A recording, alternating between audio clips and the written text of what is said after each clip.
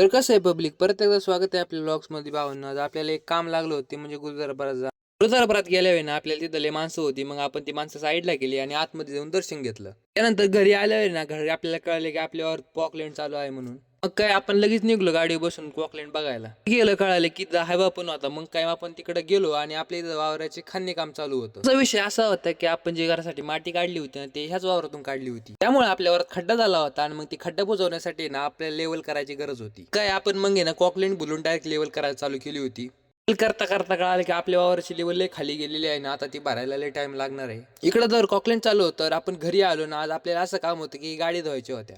काय आपण मस्तपैकी गाडी धुवायला घेतली, गाडी चालू केली आणि ना धुवायच्या जागेवर नेऊन लावायला चालू केली. गाडी तिथं लावून घेतली आणि मग आपल्याला मोटर चालू केली आणि मोटरीने पाणी मारायला चालू केलं. मस्तपैकी मग आपण गाडी धुवून घेतली आणि परत मग जागेवर आणून लावली.